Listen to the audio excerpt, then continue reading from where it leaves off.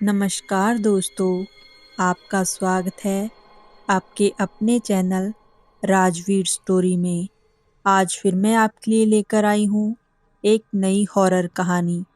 आज की कहानी हमें भेजी है सुरजीत जी ने और ये कहानी उनके निजी अनुभव पर आधारित है। आज की कहानी का नाम है छलावा। तो चलिए बिना किसी देरी के शुरू करते हैं हमारी आज की कहानी। नमस्कार दोस्तों, मेरा नाम सुरजीत सिंह है।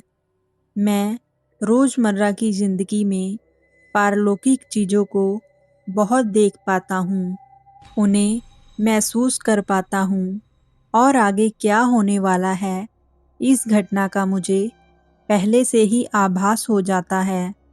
मुझे अक्सर आत्माएं दिखती हैं, सकारात्मक और नकारात्मक आत्माओं को मैं देख सकता हूँ और मुझे उनकी मौजूदगी का एहसास भी होता है।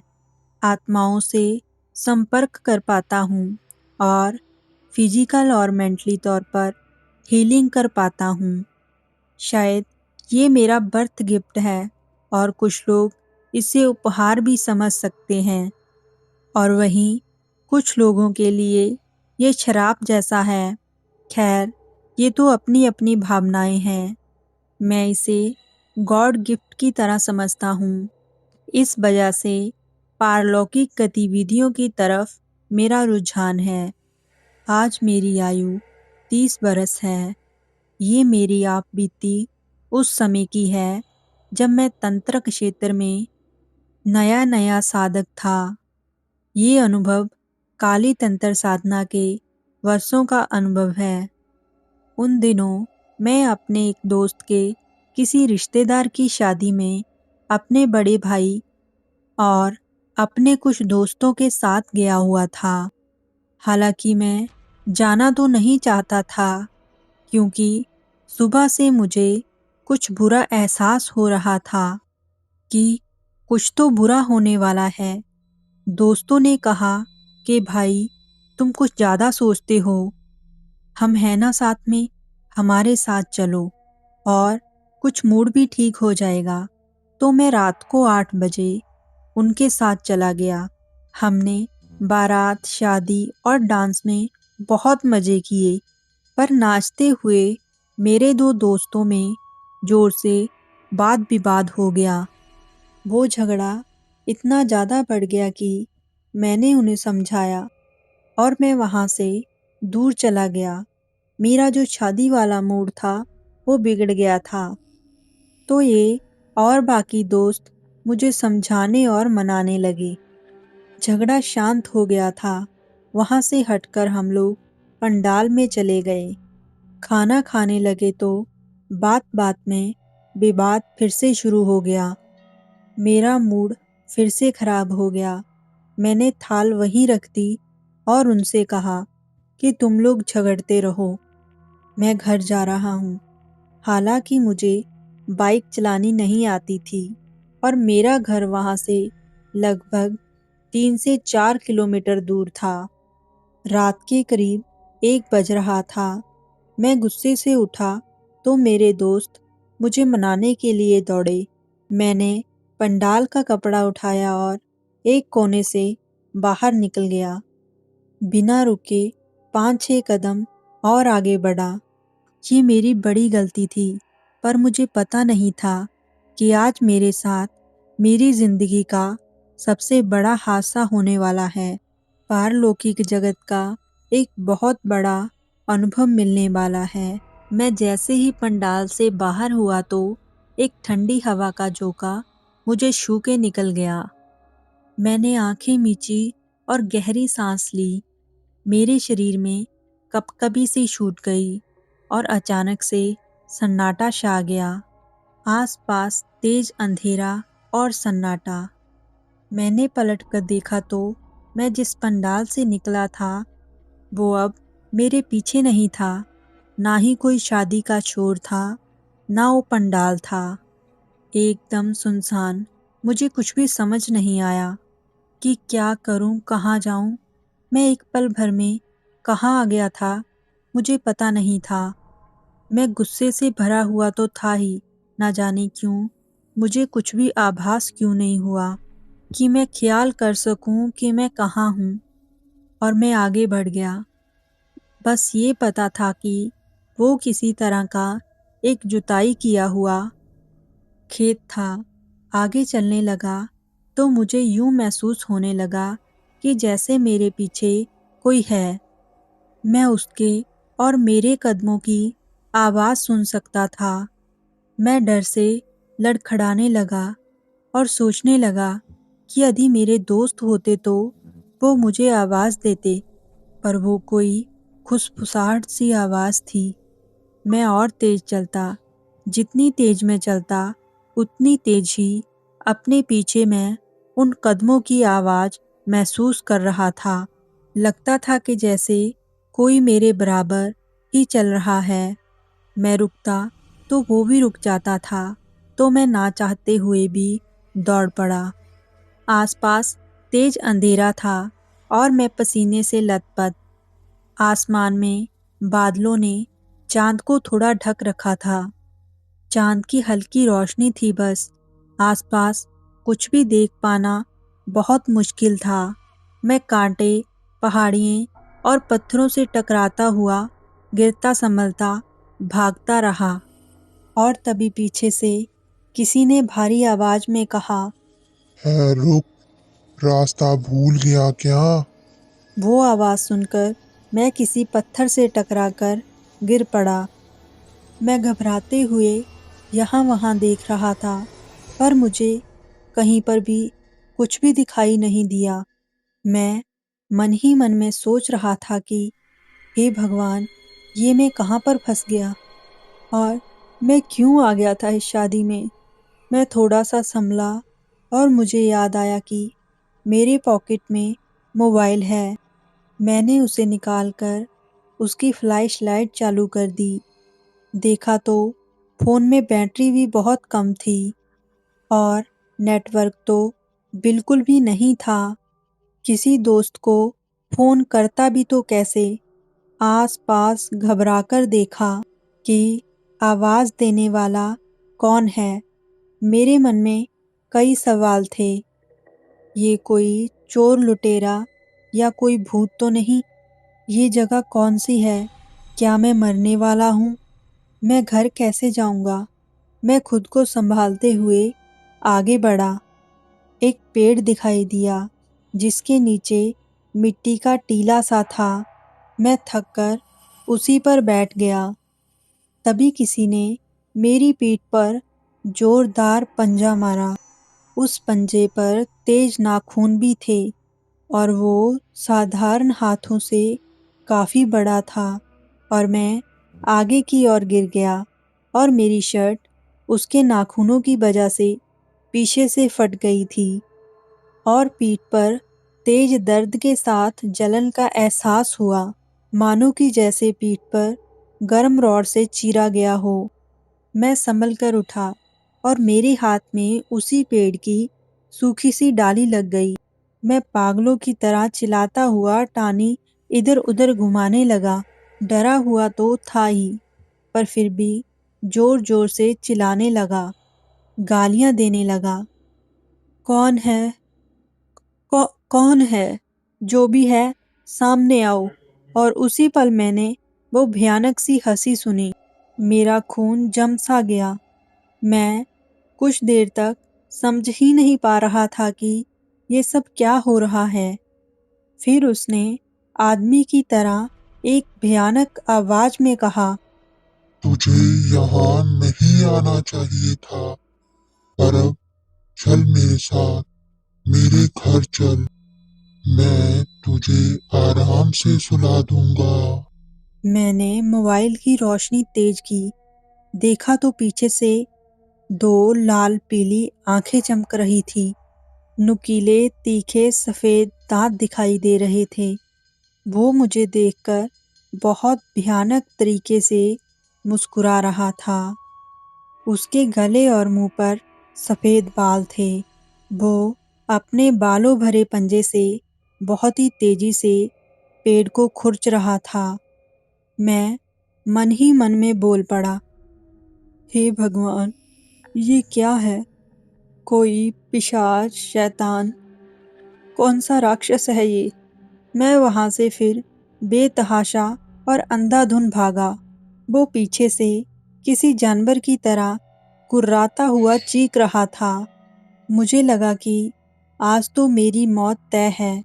मैं उस जगह से कुछ दूर भागा तो मुझे एक कच्ची सड़क नजर आई।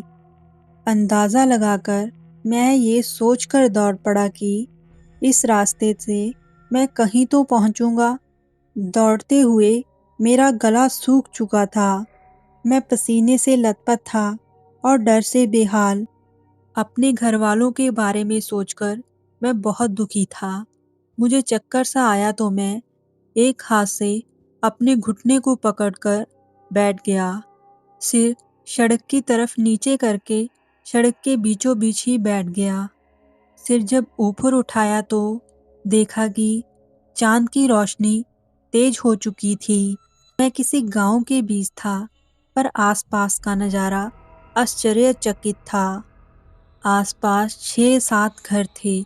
मैं जिस जगह पर सड़क से आया, अब वो जगह वहां पर थी ही नहीं। पर यह कैसा गांव है? ना कोई लोग, ना कोई जानवर और ना ही किसी घर में दरवाजा। सारे घर मिट्टी के बने हुए थे और एकदम साफ सुथरे।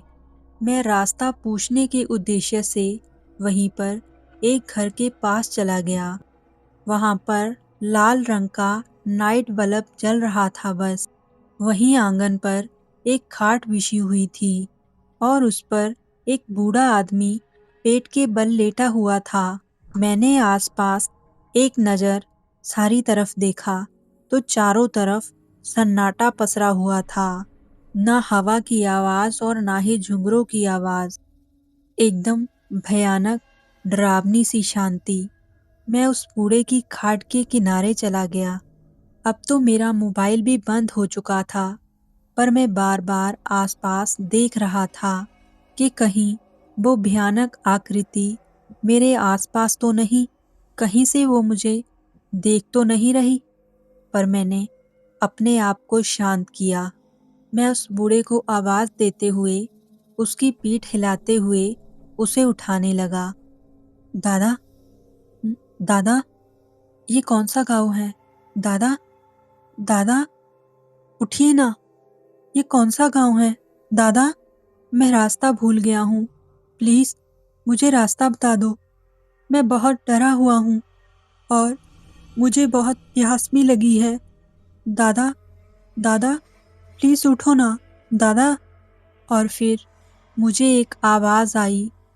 रास्ता भूल गया है तो जाके घर के भीतर सो जा या मेरे बगल में सो जा। मैंने थोड़ा पीछे हटते हुए कहा, नहीं दादा, मुझे घर जाना है। मैं रास्ता भटक गया हूँ। प्लीज दादा, मेरी मदद करो। उसने अचानक गर्दन घुमाई तो मैं डरकर और पीछे हट गया। वो वही था। मैं उसकी आंखें नहीं भूल सकता। सड़ा गला, बालों वाला चेहरा, लाल पीली आंखें और लंबे दांत। वो हंसा और बोला, पानी पिएगा? पानी पिएगा?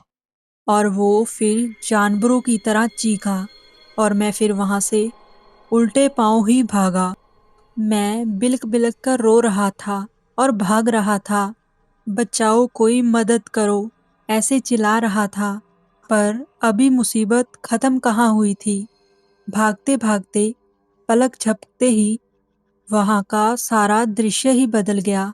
मैं किसी जंगल में था और आसपास घंघोर अंधेरा और उसके बीच में गुजरती हुई एक रोड। वहां पर एक पुल की तरह वहां पर कुछ था और मैं उस पर बैठ गया और नियति को मानने की कोशिश करने लगा। और मैं अपने आप से ही बात कर रहा था, बेटा, आज तो तू नहीं बचेगा। तुमने बहुत बड़ी गलती कर दी है। प्यास से मेरा गला सूख रहा था और चक्कर आ रहे थे। मुझे लग रहा था कि मैं लगभग 4-5 घंटों से यहाँ वहाँ ही दौड़ रहा हूँ। मैं थक कर बेहाल हो गया था और ये रात गुजर क्यों नहीं रही थी और सोच रहा था कि अब और नहीं। तभी पुल की दोनों ओर से दो बूढ़े निकल कर आए। वो दोनों ही मेरे दोस्त की तरह हूबहू दिख रहे थे। शक्ल आवाज भी वही थी, बस उनकी उम्र 70-80 साल के लगभग लग रही थी। मुझे देर ना लगी समझने में कि ये कोई छलावा है। उन्हें देखकर डरकर मैं फिर से भागने लगा, तो उन्होंने पीछे से मुझे आवाज दी। कहाँ जा रहा है? चल, घर छोड़ देता हूँ। ये आवाज मेरे दोस्त की थी। मैंने उस आवाज को पहचाना और मैं रुक गया। लेकिन कहीं ना कहीं अंदर से तो मैं जानता था कि वो मेरा दोस्त नहीं है। मैंने पलटकर भी नहीं देखा कि कहीं वो वही शैतान ना हो। मैं अपना सिर सड़क की तरफ झुकाकर बस हल्के कदम बढ़ाने लगा।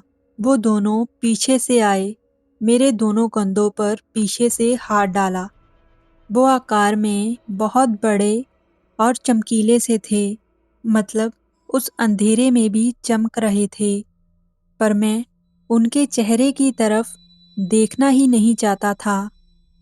उसके पास चिल्लम जल रही थी। उसने मेरी तरफ बढ़ाते हुए कहा। ये ले, पीले से।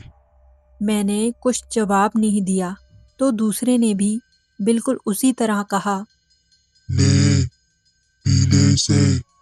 मैं समझ तो गया था ये छलावा है या फिर दैयत बाबा, पर मैंने सोचा यदि मैंने मना किया तो भी मैं मरूंगा और पिया तो भी। सच कहूं तो मैं उस समय कुछ भी समझ नहीं पा रहा था, पर उनकी बात मानने के अलावा उस समय मेरे पास कोई और चारा भी नहीं था। मैंने बिना सिर उठाए चिल्लम थाम ली, एक गहरा कश खींचा, सिर आसमान की तरफ उठाया और धुआं ऊपर को धीरे धीरे छोड़ने लगा। और उसी के साथ मैं बेहोश हो गया। पता नहीं कितनी देर बाद मुझे होश आया। मैं अब भी किसी अंधेरी जगह पर किसी स्ट्रीट लाइट के नीचे पड़ा हुआ था, जो कि बार बार बंद चालू हो रही थी। वो एक तरह का तिराहा था। मैं उठकर वहीं पर बैठ गया और इस सारी घटना के बारे में सोचता रहा। वो शैतान, वो बूढ़ा और वो दो चिल्लम वाले बूढ़े और वो जगह। मैं समझ रहा था कि ये एक छलावा था जिसे हमारे क्षेत्र में भूलन भे या डगर भूलनी भी कहते हैं। फिर ध्यान आया कि किसी सियाने बुजुर्ग ने मुझे बताया था कि यदि सीधे पाँव का जूता उल्टे पाँव में और उल्टे पाँव का जूता सीधे पाँव में डाल लो, उल्टे पाँव से मिट्टी उठाकर अपने सिर के ऊपर से फेंको तो, और पलटकर पीछे ना देखो तो शलाबा पीछे पड़ना बंद कर देता है और हमें सही रास्ता मिल जाता है। मैं इस बात की पुष्टि नहीं करता, पर मैंने ऐसा किया और आगे सीधा रास्ता चल दिया और आंखों के सामने धीरे धीरे सब धुंधला सा पड़ गया और एकदम से अंधेरा सा छा गया। मैं सड़क पर फिर घुटनों के बल बैठ गया और अपनी आंखें मलने लगा। मुझे लगा कि मैं फिर से बेहोश होने वाला हूँ, पर कानों में वो शादी वाली आवाज आने लगी, ढोल ताशे की आवाज। सामने देखा तो वही पंडाल था जिससे मैं बाहर निकला था। मैं दौड़ा और जल्दी से पंडाल का पर्दा उठाया। मेरे दोस्त मेरे सामने थे। वो मुझे ढूंढने के बाद आपस में बहस कर रहे थे कि सुरजीत तुम्हारी वजह से गया, अब आसपास के अंधेरे में कहाँ कहाँ ढूंढें उसे। मैं उनकी तरफ गया और उन्हें धक्का मारा और कहा, सालो मरा नहीं हूं मैं। वो घबराकर मेरे गले लग गए। मैंने कसकर उन्हें गले लगा लिया। वो तब मुझसे पूछने लगे थे कि मेरी हालत ऐसे कैसे हो गई। मैंने उन्हें बहुत गालियां दी, पर उन्होंने मुझे बताया कि मेरे टेंट से निकलने के बाद, पर वो भी उसी जगह से निकले थे और मैं उन्हें कहीं भी दिखाई नहीं दिया। वो गाड़ियों से हर रास्ते पर मुझे ढूंढकर आ चुके थे। उन्हें लगा कि शायद मैं किसी से लिफ्ट लेकर घर पर पहुंच गया हूं। पर जब उन्हें खबर हुई कि मैं घर पर भी नहीं पहुंचा हूं तो वो मुझे वहीं पर ढूंढने लगे। मुझे फ़ोन भी किया था, लेकिन मेरा फ़ोन कब्र क्षेत्र से बाहर आ रहा था। मेरी हालत देखकर वो सभी बहुत घबरा चुके थे, क्योंकि मैं तब भी कांप रहा था। कपड़े, हालत सभी अस्त-व्यस्त थी। मैंने खूब पानी पिया और अपना मुंह धोया। मैंने उनसे समय पूछा कि क्या वक्त हो रहा है, तो उस समय रात के 2 बजे हुए थे। मतलब मुझे पूरी रात भागने दौड़ने का अनुभव हुआ है और यहाँ बस 1 घंटा बीता है। मैं तुरंत ही घर को निकला और रास्ते में हनुमान जी का मंत्र पढ़ता गया और सिर झुकाया और घर आ गया। अगले दिन मुझे बहुत तेज बुखार हुआ और सिर में बहुत तेज दर्द होने लगा। तबीयत ठीक होने के बाद अगले दिन मैं उसी जगह पर चला गया। मैंने रात में जिन-जिन जगहों को देखा था, उन जगहों से मिलती कोई भी जगह उस टाइम वहाँ पर नहीं थी। ना वो पुल था और ना त्राहा और ना ही वहाँ पर वो गाँव था और ना ही वो पेड़। आज भी वो वाक़या मुझे याद है। उस भयानक रात की यादें आज भी मेरे दिमाग में ज़िंदा हैं और जब भी मैं उन्हें याद करता हूँ तो मेरे दिल की धड़कनें तेज़ हो जाती हैं। मैं नहीं समझ पाया कि मैं किसी दूसरी दुनिया के दरवाजे से किसी अलग आयाम में प्रवेश कर चुका था। वो छलावा था, आत्माओं की दुनिया थी या फिर पता नहीं क्या था। लेकिन उस सारी घटना के बाद मेरा एक ही मानना था कि वो दो एक जैसे दिखने वाले आदमी दैयत बाबा ही थे और उन्होंने ही मुझे उस शलाबे से बाहर निकाला था। तो दोस्तों, ये था मेरा अनुभव, मेरे जीवन की एक भयानक याद। दोस्तों, आपको ये किस्सा और कहानी कैसी लगी? आप कमेंट में ज़रूर बताएं। फिर मिलते हैं एक और हॉरर स्टोरी के साथ। तब तक के लिए बाय बाय।